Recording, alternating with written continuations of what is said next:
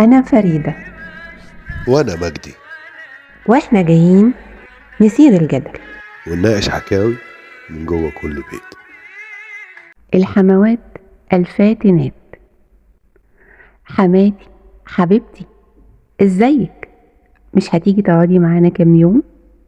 وحشتينا. كم مرة عملتي المكالمة دي؟ هنكدب بقى؟ لا بنهزر معاكم. تعالوا نبص على موضوع الحما في مجتمعنا.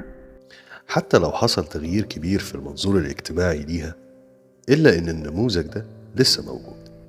هي الحما في الأصل إيه غير أم؟ والأم المصرية ما شاء الله ابنها عندها فرخة بكشك، وهي بنت صغيرة بصت شافت أخوها أو قريبها أو جارها، ووالدته بتوعيه وتقول له لمراتك اوعى تخليها تشم نفسها عليك، اوعى تديها فرصة تحس بنفسها، اقسى عليها ما تخافش عشان تعملك حساب وقيمة. حسسها بالتهميش وإن التفكير والقرارات ليك انت لوحدك ورأيها مش مهم. وكلام من ده كتير. مغزاه في النهاية إن مرات الابن مش مننا. هي جاية تخدمه وتاخد بالها منه وبس.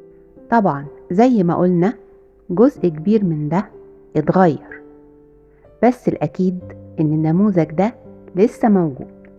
يا حماتي، مرات ابنك إنسانة متربية ومتعلمة ومثقفة، أهلها صرفوا عليها، بلاش نظلمها ونيجي عليها ونعيشها في نكد من غير داعي. سيبيهم يتفهموا وياخدوا على طباع بعض ويبنوا الحياة المريحة ليهم، بعيد عن موروثات غير صحيحة ومش صحية. شاركونا رأيكم، ابعتوا لنا في الكومنتس.